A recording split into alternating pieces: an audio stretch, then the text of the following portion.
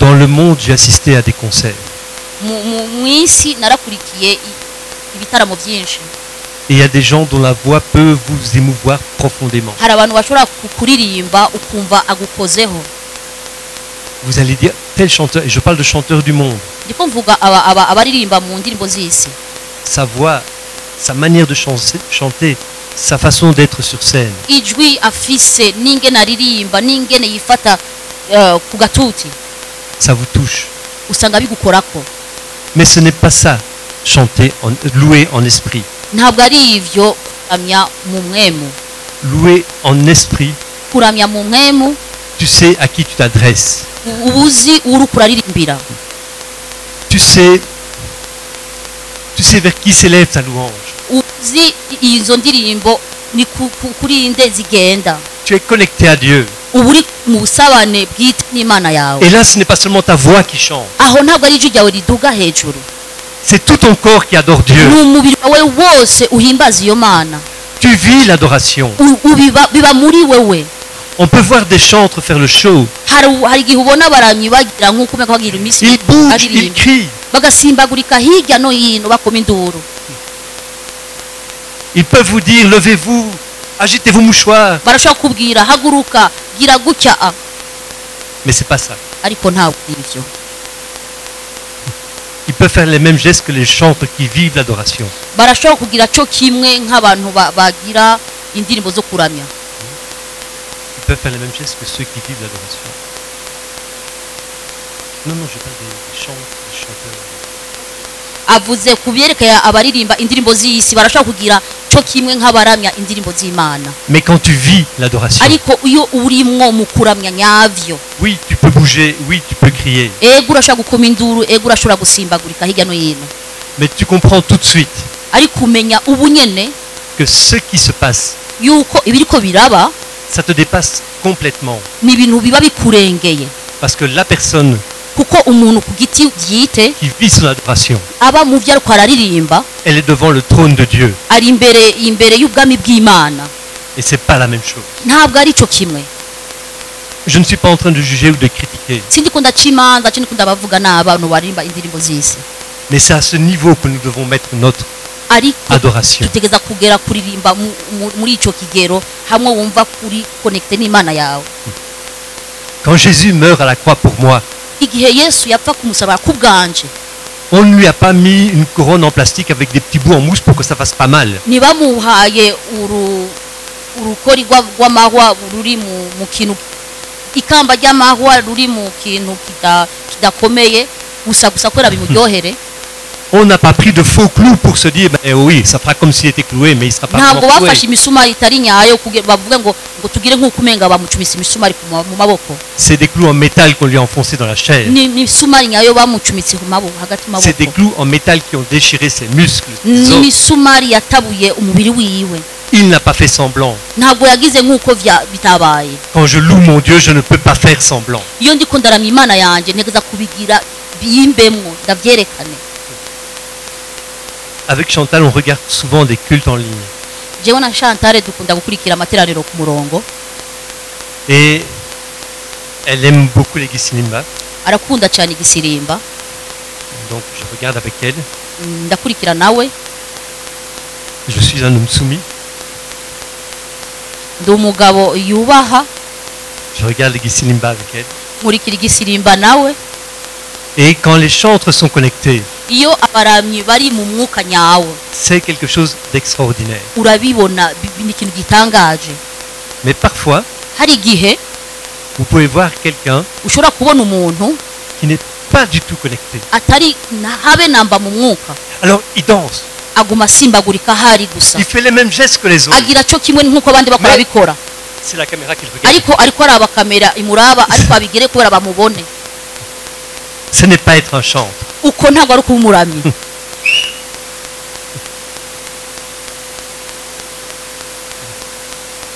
Prier en esprit et en vérité. Gusenga mu kuri no mu mwemu. On va les lire dans Matthieu, Dusome muri Matayo chapitre 16, igice cya 16 le verset 6. umurongo wa 6.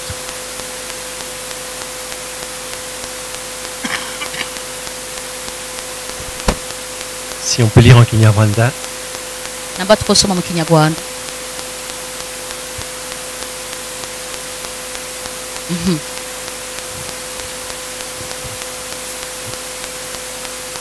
Yesu arababwira ati mumenye mwirinde umusemburo w'abafarisayo n'uw'abasadukayo. Amen. Amen. Amen, amen.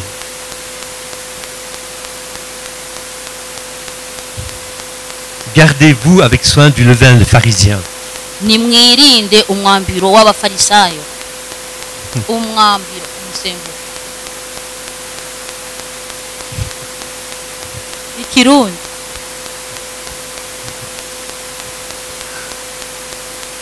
Paul, Paulo quand il va être accusé, igihe bamuhagarika il va expliquer que lui-même est un pharisien. yatsiguye wenyene ko ari umufarisayo. C'est le groupe parmi les juifs. C'est le groupe parmi les juifs n'abantu hagati y'abayuda qui respectait le plus la loi. bubahiriza amategeko, Ils avaient une pratique religieuse parfaite. bakora ibisabwa byose bisabwa muri icyo gihe. On paye sa dîme. Batanga icya cumi, On est présent à tous les cultes. baza mu materaniro yose, On est habillé correctement. twambara uko bikwiriye, On a toute l'apparence d'une vie chrétienne. tugaragaza ibintu byose byerekana ko turi abakristu nyabo, Mais à l'intérieur, c'est pourri. ariko hagati nta na kimwe kirimo. Je ne peux pas espérer louer en esprit et en vérité. Sinshobora kwizera ko nshira kuramya mu kuri no mu mpemu. J'insiste, je ne peux pas espérer louer en esprit et en vérité. Ndabishimanganye, sinshobora kwibaza ko nzoramya mu kuri no mu mpemu. Si ce que je montre à l'extérieur Namba ari byo nerekana hanze n'est pas ce que je suis à l'intérieur, bidasa n'ibiri mu mutima hagati yanje, si ce que je montre à l'extérieur namba ivyo ngaragaza abantu babona n'est pas ce que je suis à l'intérieur, bidasa n'ibiri hagati muri jewe, je ne parle pas d'être parfait. simvuga kuba umuntu atunganye, Je parle de vivre la parole de Dieu. mvuga kuba mu jambo ry'Imana. Dans cette phrase, Muri iryo jambo Jésus met en garde contre ceux qui trichent, Yesu abwira abo bantu batabikora mu kuri, contre les gens qui sont strictement religieux. abantu b'abanyedini, Mais de la religion n'est que apparence. kuko abanyedini ni ibintu ubonesha amaso. Adorer en vérité implique deux choses. Guhimbaza mu kuri bisaba ibintu bibiri. Votre vie doit correspondre à ce que vous chantez. Amen. Ubuzima bwanyu butegeza kuranga kubyo muririmba. Pensez à tous les chants que vous élevez. Mwiyumvire ku ndirimbo zose mukunda kuririmba. C'est à ça que votre vie doit ressembler. Ubuzima bwanyu buteza gusa n'izo ndirimbo muririmba. Et la deuxième chose, Ikigira kabiri, vous devez savoir ce que vous chantez. mutegeza kumenya ibyo murarimba ibyo ari byo. Ce qui compte, Igihambaye muri ivyo ce n'est pas ce que vous montrez, ntabwo ari ibyo mugaragaza imbere y'abantu, mais bien ce que vous faites. ariko ibyo mukora, La manière dont vous vous comportez ukuntu mwitwara quand personne ne vous voit. iyo atanumwe ababona. Vous ne pouvez pas être comme des pharisiens, Ntimushobora kuba nk'abafarisayo vous contentant de l'apparence. guhazwa gusa n'ivyo abantu babona. On va les lire, Acte 5, les versets 1 à 3. Acte 5, dusome mu byakoze ntumwa 5 umurongo wa mbere gushika kwa 3.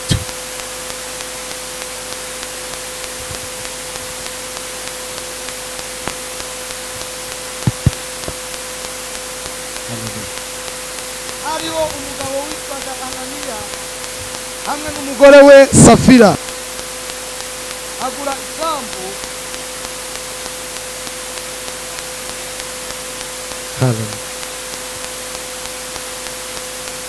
un jusque 3.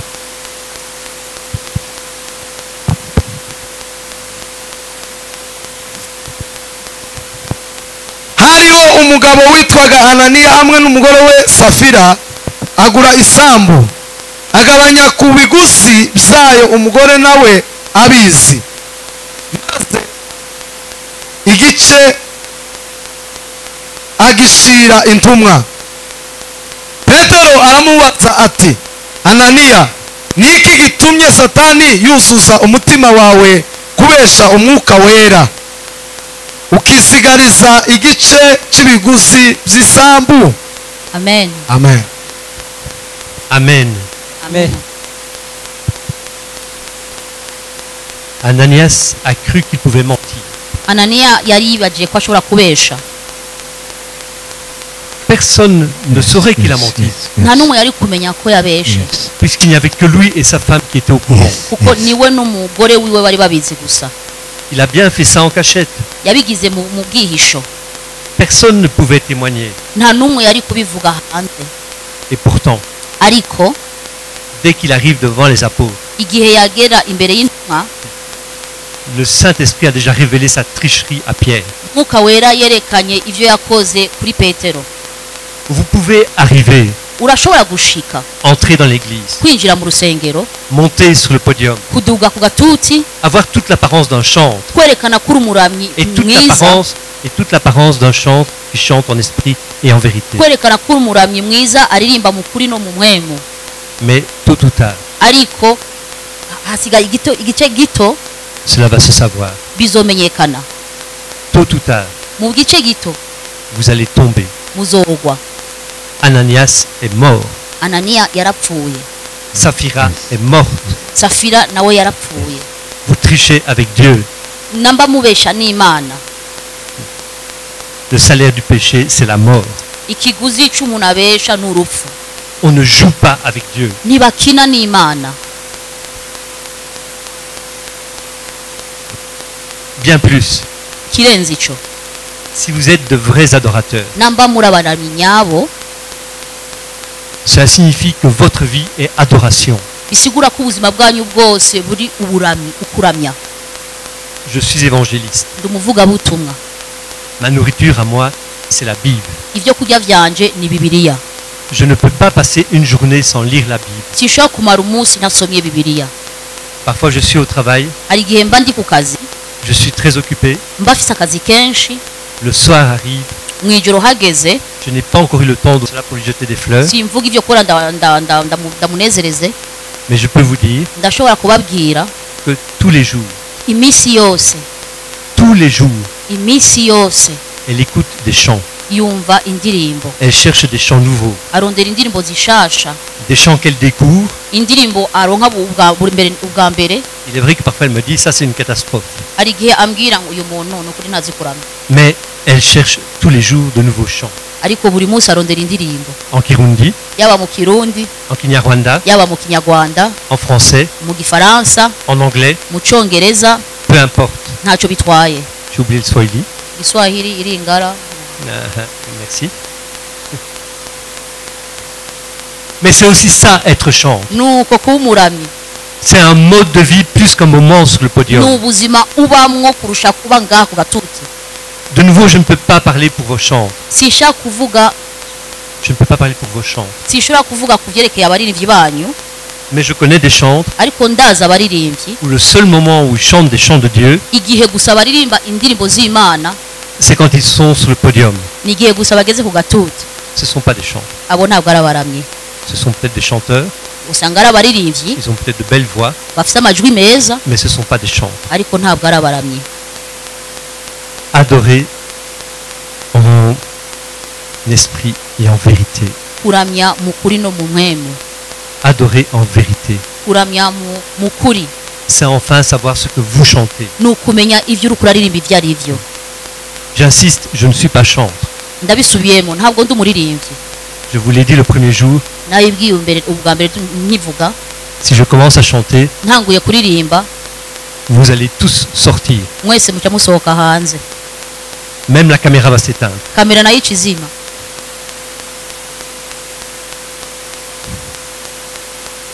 Mais ariko parfois, hari igihe quand j'entends certains chants, iyo numvise indirimbo zimwe zimwe je ne peux pas me lever. Je ne peux pas me lever. sinshobora guhaguruka, Je ne peux pas les chanter. sinshobora kuziririmba, Parce que ces chants, kuko izo ndirimbo ils parlent d'un Dieu qui n'est pas mon Dieu.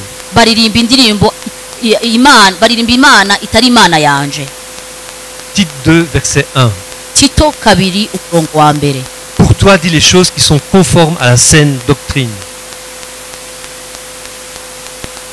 Tito 2 umurongo wa mbere.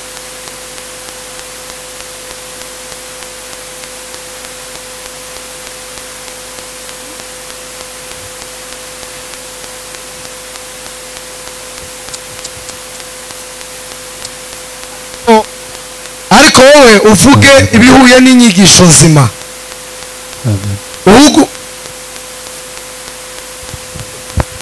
Dis les choses qui sont conformes à la saine doctrine. weho uvuge ibihwanye na kwa kwigisha kuzima. Cela s'applique aux pasteurs, aux évangélistes, Ivyo vyerekeye abavugabutumwa n'abapastori, mais ça s'applique aussi aux chantres. vyerekeye n'abaririmbyi nabo.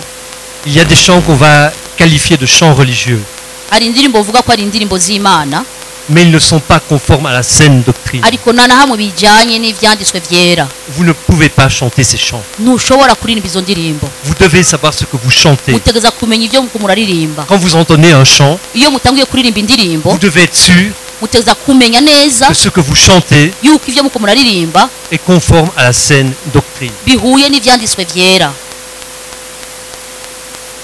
Adorer en esprit et en vérité. Kuramya mu kuri no mu mwemu. Le dernier point que je voudrais aborder, Igice cya nyuma nifuza kuvuga c'est le but de la louange. ni impamvu turamya. Nous sommes tous là pour rendre gloire à Dieu, Twese turi ngaho kubera duhe icubahiro Imana yacu, pour élever son nom. kubera tuduze izina ryiwe. Mais quand nous sommes dans l'église, Ariko iyo turi mu rusengero, quand nous partageons l'adoration, iyo dusangiye ukuramya, nous devons nous soutenir mutuellement. dutegeza gufashanya twese. La chorale qui mène l'adoration Korale ituyobora mu kuramya doit porter les chrétiens qui sont présents dans l'église. bategerezwa guterura abakristu bari mu rusengero. Elle doit pouvoir aller les chercher. Bategereza kugenda kubakwega aho bari. Mais les chrétiens Ariko abakristu sont là aussi pour soutenir la chorale. nabo bari ngaho kubera bafashe korale. Sinon, vous allez épuiser votre chorale. Ahandi ho korale bazonanirwa. Ne m'en veuillez pas. Mumbabarire. Mais ce matin, Mu gatondo quand les enfants sont venus chanter, igihe abana baje kuririmba ngaha, ne croyez pas que c'est un jugement. nimwibaze ko niko ndaca imanza. C'est juste quelque chose que j'ai constaté. Ni ikintu nabonye. Quand les enfants chantaient, Igihe abana baje kuririmba ngaha imbere, quelques personnes levaient les bras. abantu bamwe badugije ukuboko. Mais personne, si j'ai Ariko bien vu, nta n'umwe naba nibwejeje neza, personne ne s'est levé. nta n'umwe yahagurutse. Nous sommes tous les parents de ces enfants. Twese turi abavyeyi b'abana bari ngaha imbere. Nous devons les soutenir dans la louange. Dutegeza kubashigikira iyo bariko bararamya. Rester assis, Kuguma twicaye, comment voulez-vous qu'ils continuent? ni gute bazobandanya mu byo bako barakora? Ils sont au début. Niho bagitangura, Vous risquez de les décourager. muzobaca intege. Pardonnez-moi. Mumbabarire. Mais dans le monde d'aujourd'hui, Ariko muri iyi si y'iki gihe, je suis plus inquiet pour les enfants que pour les adultes. ntinya ibizoshikira abana bacu kurusha ibizoshikira abantu bakuru. Vous trouvez que notre monde est dur. Mwe mubona ku isi yacu igoye, Le monde qui les attend sera peut-être encore plus dur. isi ibarindiriye bo bariki batoyi izogora buruta. Alors quand ils se lèvent pour chanter, Iyo igihe barivye kuririmba, vous ne pouvez pas rester assis. mureke kwicara mutegeza guhaguruka. Oui, si vous avez une jambe cassée, Namba mufite ukuguru kwawe si kuvunitse vous n'avez plus la force de vous lever, cyangwa mudafise imbaraga zo guhagarara, mais si vous êtes capable de vous lever pour les Gisilimba, ariko namba mushoboye guhagarara kubera musirimbe hano imbere vous cyangwa devez hariya, être capable de vous lever pour ces enfants. mutegeza kugira n'izo nkomezi zo gushigikira abana banyu, Parce que ce sont vos enfants. kuko n'abana banyu Et c'est vous qui leur apprenez ce qu'ils feront demain. nimwe muko murabigisha ibyo bazogira ejo hazoza. Revenons à l'adoration et à la louange, si vous le voulez bien. Tugaruke mu kuramya no guhimbaza namba mukundiye. Je suis toujours dérangé Hari igihe bingora quand j'entends un chantre iyo numvi- demander aux gens de se lever. iyo numvise umuramya abwira abakristo ngo nimuhaguruke, On ne force pas. ntabwo bategeka abantu guhaguruka, Ça doit être naturel. bitegeza kuza muri bo bonyene. La louange des chantres doit porter les chrétiens. Guhimbaza kw'abakristo gutegeza guhimbaza kw'abaramyi gutegeza kuhagurutsa abakristo bonyene.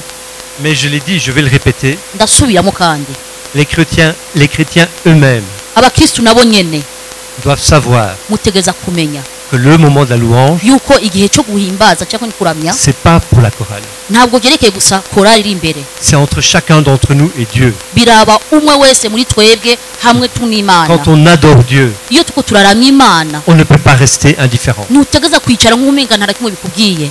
C'est parfois difficile, Hari igihe bigora, mais nous devons tous, ariko tutegeza twese tous, participer à cette adoration. kugenda nabo muri uko kuramya. On va lire Marc chapitre 2, Dusome muri Marko 2 les versets 3 à 5.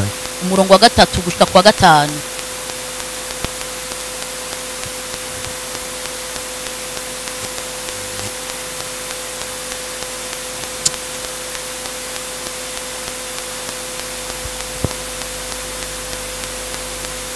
kabiri Ego.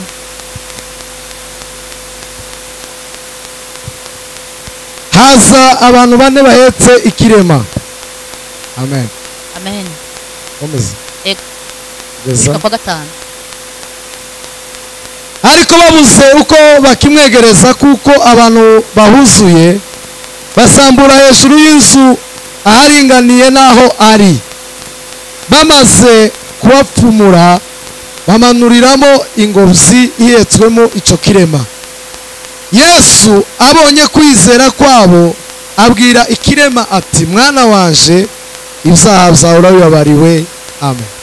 Amen. Amen. Ces hommes viennent voir Jésus. Abo bagabo bari baje kuraba Yesu. Ils portent un ami qui est paralysé. Bateruye mugenzi we yari kimuga. Lui, typiquement, dans l'église, il ne peut pas se lever. We mu rusengero ntashobora guhaguruka biragaragara. Mais ses amis le portent. Ariko bagenzi we baramuteruye. Quand ils veulent rentrer dans la maison, Iyo bashaka kwinjira mu nzu il n'y a pas moyen de passer. ntabwo bari bashoboye kuhaca. Alors ils montent sur le toit. Bace baduga mu mabati Parce qu'ils sont décidés. kuko bari icyo cemezo ku kwinjira. Aujourd'hui, Muri iki gihe notre ami, il va voir Jésus. mugenzi wacu azogenda kuraba Yesu. Alors ils agrandissent le trou. Bace bagura ico À l'époque, sur les ayo mabati. sur les toits des maisons, Ico gihe yari amabati y'inzu ce sont des toits plats. na mabati atubatse nk'uko Et il y a un trou. hari iki Parce qu'il n'y a pas de cheminée, le feu se fait juste en dessous du trou. hari gitoboro. Murambabarira. Et ils vont agrandir ce trou. Bategeza kwagura ico gitoboro. Pasteur, vous imaginez, pasteur, Muribaza pasteur. quelqu'un monte sur le toit Umuntu aduga mu bati et fait un trou. hama akaca agira igitoboro. Je suis pas sûr que vous allez être content. Agatobora ni kirundi. No. Mais ces hommes ne se préoccupent pas de savoir ce qu'on va penser. Ariko abo bantu ntabwo bitwaritse ibyo abandi bavuga. Leur ami va voir Jésus aujourd'hui. Mugenzi we ategeza kubona Yesu uwo munsi. Et ils font passer leur ami par ce trou. Bacishije uwo mugenzi wabo muri ico gitoboro. Et le texte nous dit, Ijambo ritubwira quand Jésus voit leur foi. igihe Yesu yabona uko kwizera kwabo. On ne parle pas de la foi du paralytique. Nibavuga ukwizera kw'ico kimuga. On parle de la foi de ces 4 hommes Bavuga ukwizera kwabo bagenzi we bari bane. qui ont porté leur ami, Bateruye mugenzi wabo. percé un trou Bagize igitoboro. et fait descendre leur ami devant Jésus. Bamanura mugenzi wabo imbere ya Yesu. Et Jésus va pardonner à cet homme Yesu yarababariye uyu muntu tous ses péchés ibicumuro vyiwe vyose et il va le guérir. kandi yaramukijije. Non pas à cause de lui, mais à cause d'eux. Atari kubwiwe ariko kuvyo bagenzi we bakoze.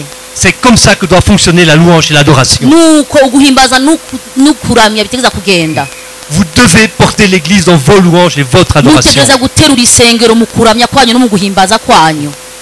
Ça signifie Bisigura yuko que chrétien ou chante, umuririmbyi cyangwa umukristo vous devez vivre cette adoration. Votre louange ne doit pas être forte ou puissante. ukuririmba kwanyu bitegeza kuba kunini cyangwa gukomeye. Elle doit être excellente. Gutegeza kuba kurenze cyane. Vous ne pouvez pas viser l'à peu près. Nimushobora kuririmba mukekeranya. Vous devez viser le plus haut niveau. Mutegeza kuririmba birenze ivyo mwebwe mushobora gukora. Elle doit être excellente. Bitegeza kuba bitunganye cyane. Elle doit être remplie d'amour, Bitegeza kuba byuzuyemo urukundo. pleine de foi. Byuzuye ku kwizera. Alors, None et seulement alors, niho le Saint-Esprit la rendra forte et puissante. mwemu yari izoyikomeza. Alors vous verrez des choses extraordinaires se produire. Niho muzobona ibintu bitangaje bizoba.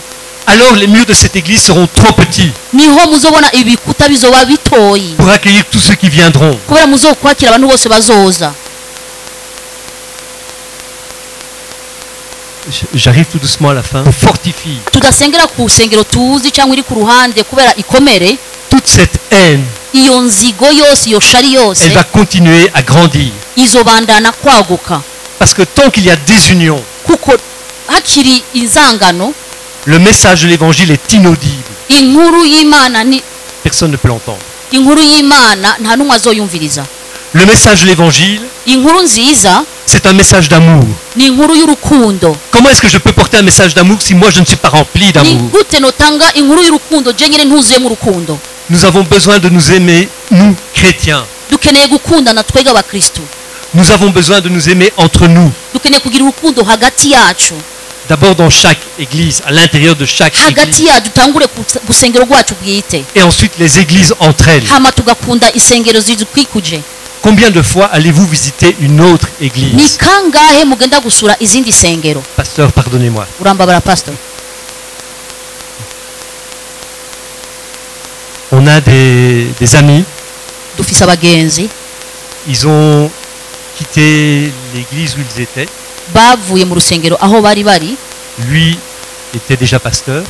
we yari umupastori, yari umupastori, Il a quitté l'église. yavuye muri urwo rusengero. Oui, il y avait des questions d'être en bon terme. Ego ntabwo hari ibintu batumvikana hagati Mais yabo, peu importe, il a quitté cette église. ariko ntacyo byari bitwaye, yaravuye muri urwo rusengero, Il est allé créer une église près de l'endroit où il habitait. yagiye kugura urusengero hafi y'ahaba, C'est à 50 km de l'église qu'il avait quitté. ni nk'ibirometero 50 birihanye naho yarasengera. Jusqu'aujourd'hui, Gushika ubu muri iki gihe personne, nta n'umwe, j'insiste, personne ndabisubiyemo, nta n'umwe de l'église qu'il a quittée wo mu rusengero yavuyemo n'est venu lui rendre visite. yaje kumusura aho ayugura urusengero. On va me dire, oui, c'est normal, il est mal parti de l'église. Urashobora kutubwira ego ni kubera yasohotse nabi mu rusengero. Et le pardon? Mu kubabarira bihagaze hehe? Le pardon, c'est pour qui alors? Ukubabarira byerekeye nde? Personne n'est allé le voir Nta n'umwe yagiye gusura isengero yiwe pour lui dire, on te soutient. kumubwira turagushigikiye, Tu commences une nouvelle œuvre. utanga igikorwa gishasha, On s'est séparés, ce n'est pas grave. twaratandukanye, nta kibazo kiri muri ivyo, Nous aussi, on veut te bénir. natwe dushaka kuguhezagira. Nous avons besoin de nous aimer entre nous. Dukeneye kugira urukundo hagati Ce yacu. n'est qu'après cela que nous serons capables de marcher dans le monde avec amour. Amen. Niho tuzoshobora kugenda muri iyi si twuzuye urukundo.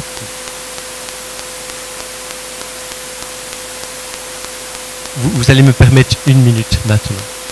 Ndabasaba umunota umwe muri iki gihe, Une minute un peu privée, umunota umwe niherere jenyine, mais on est en famille. ariko turi umuryango twese.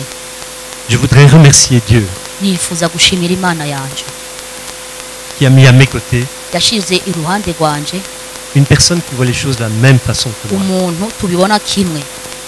Sans elle, je ne suis pas ici, Nari kumwe nawe sinari kuba ndi ngaha parce qu'il n'y a personne pour me traduire. kuko nta n'umwe yari kunsemurira. Elle a accepté qu'on laisse nos enfants pour venir ici.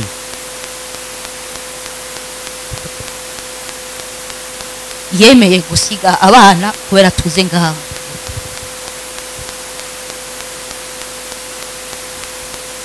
Gloire à Dieu. Imana ihabwa icubahiro.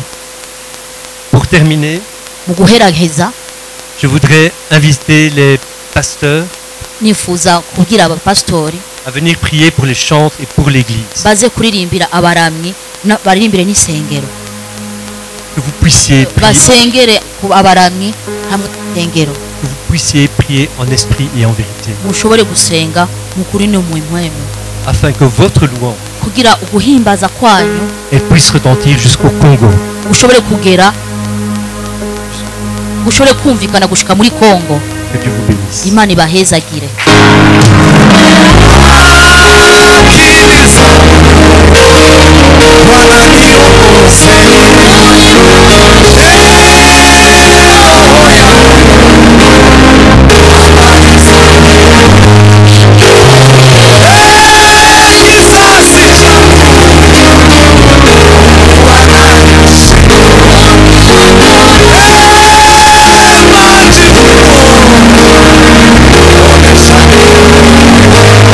Ah!